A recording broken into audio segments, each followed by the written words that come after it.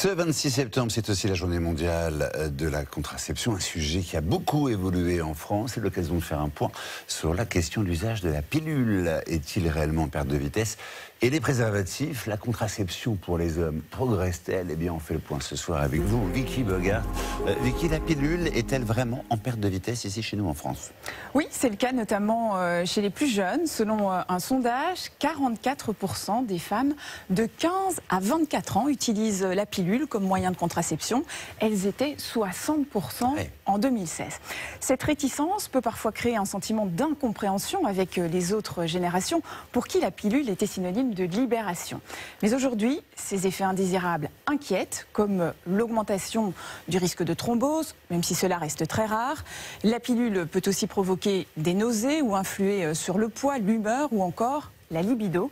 Pourtant, elle a aussi des effets bénéfiques, comme diminuer les douleurs pendant les règles, réguler les cycles ou encore soigner l'acné.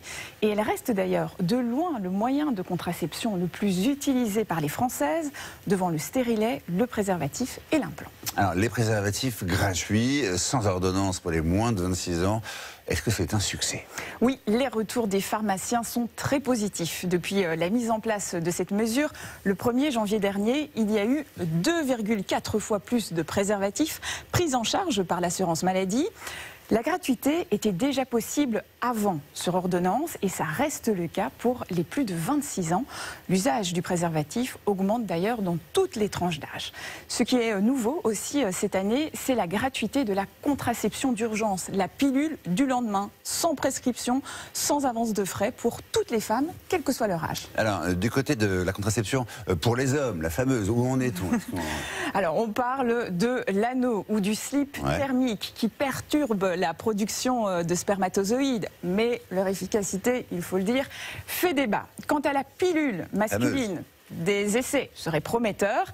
Des chercheurs américains ont mené des expériences sur des souris. Ils ont identifié une protéine qui immobilise les spermatozoïdes pendant 2 heures suivant la prise du produit.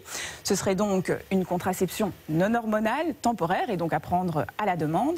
Mais il n'y aura pas d'essai sur l'homme avant 2 ou 3 ans. Un peu de patience donc.